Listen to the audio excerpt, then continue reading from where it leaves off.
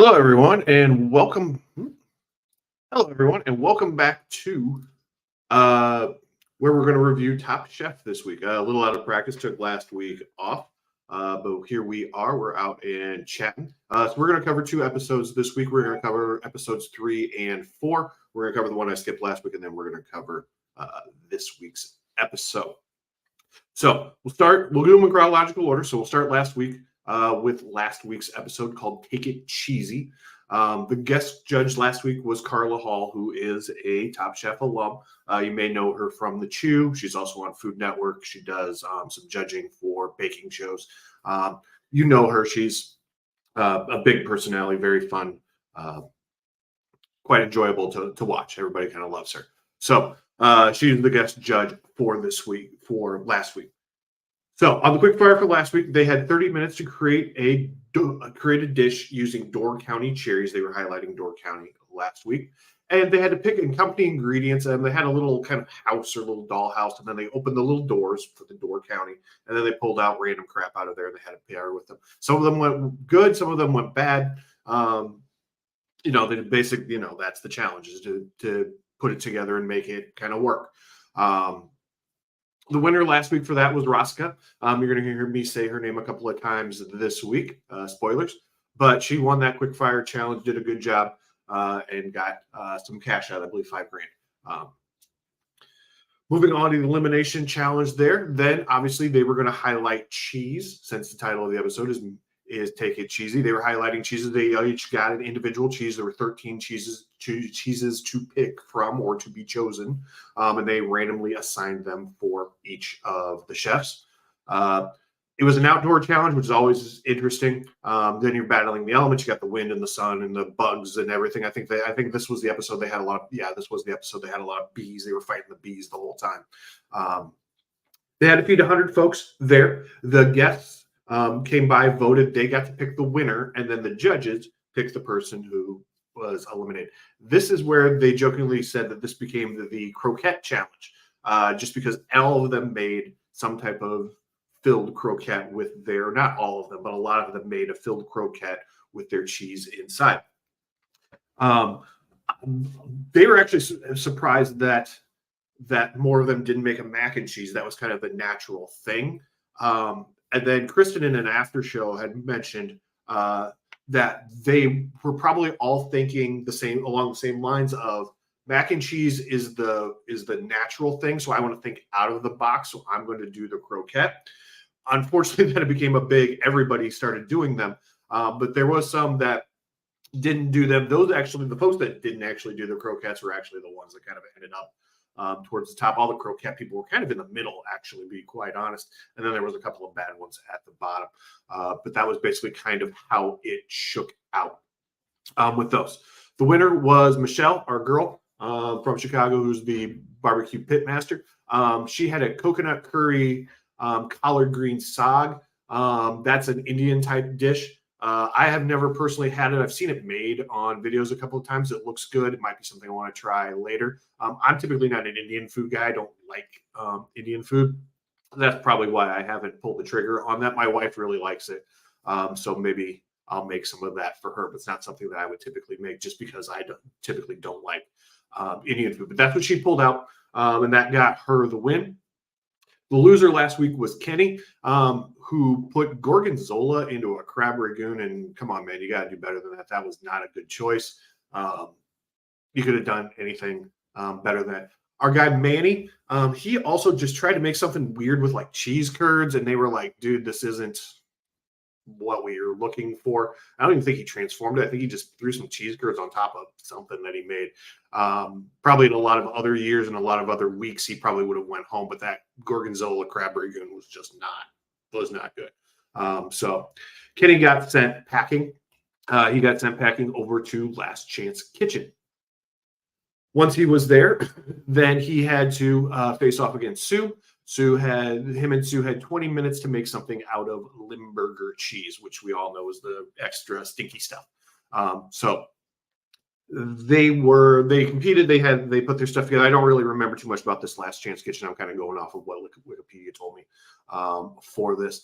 I do remember that Sue ends up winning this thing, but I do remember thinking that Kenny's dish was more creative, looked better.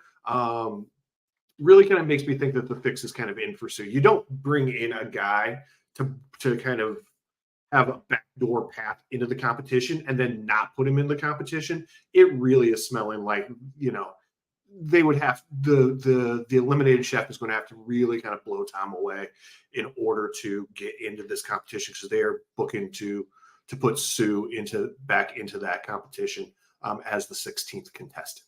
So we'll see how that all shakes out. But it really kind of does smell like the fix is in over there on that side. All right, jumping ahead to this week's episode called The Right Way. Basically, what they had to do, the guest judges this week were both Buddha Lowe and Dominique Krent. Buddha, if you watch Top Chef, you know who Buddha is. He's went back to back. He won seasons 19 and seasons 20. Season 20 was the International All-Star competitions. He won both of those. He's a very, very good chef. And then in an after show I was watching, he had recently had twins, so that man likes to do things in twos. And then Dominique Krent is a very skilled kind of French chef. You've probably seen her before on different shows. She's been on Iron Chef both as a judge, and then if you watch the Netflix version of Iron Chef, she competed as one of the Iron Chefs on there. We've seen her on Top Chef judging. I think she even did Tournament of Champions, I think last season, as one of the finale chefs. So she's a big name as well. There was no quick fire this week. Basically, the title of the episode is The Right Way. Basically, what they did is they went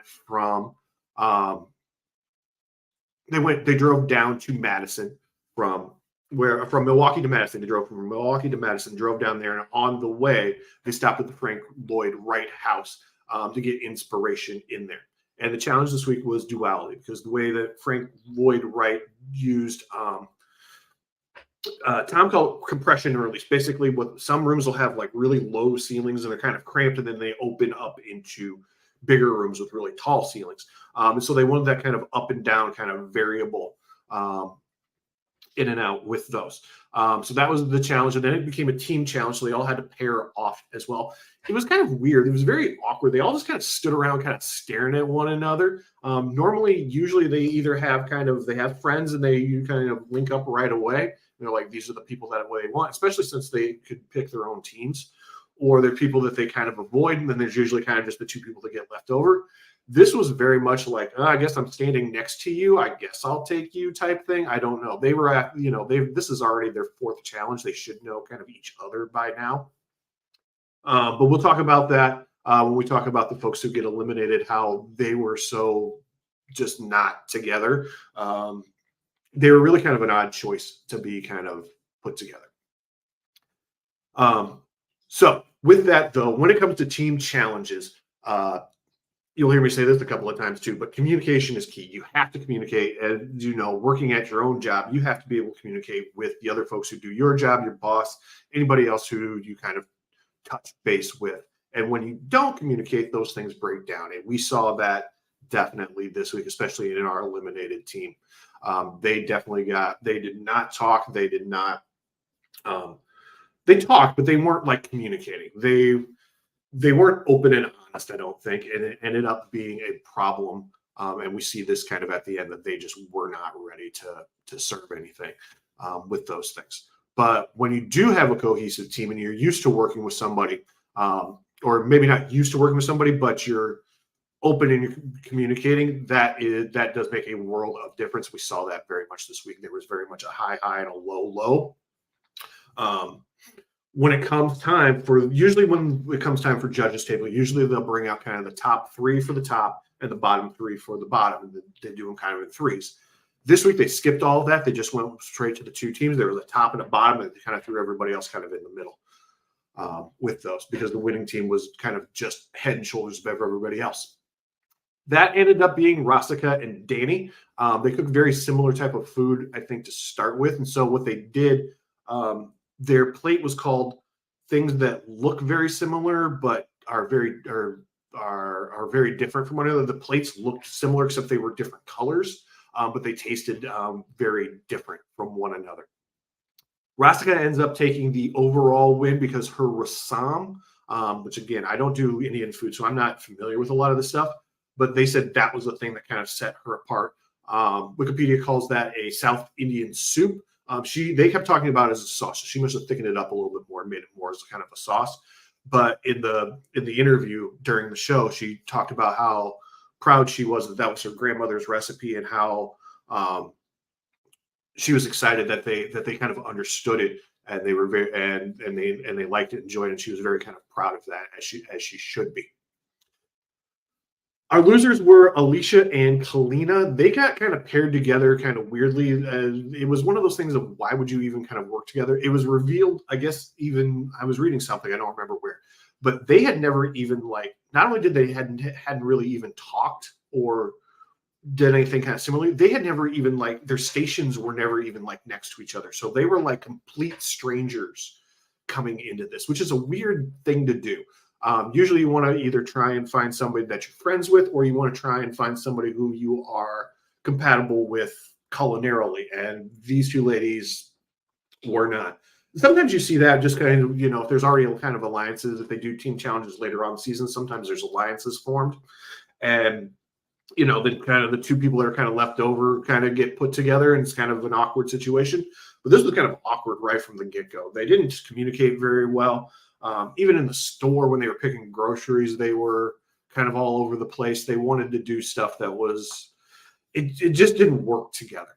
On top of that, their food just wasn't good. Kalina made a cheesecake and the crust on it was just hard. They were the judges were jackhammering this stuff trying to get it to cut and just wouldn't. And Alicia's agua dulce wasn't very good either. So between the two, they were clearly the worst in all of this. So they got eliminated and sent to Last Chance Kitchen. On the Last Chance Kitchen side, then they are in there. They meet up with Sue again.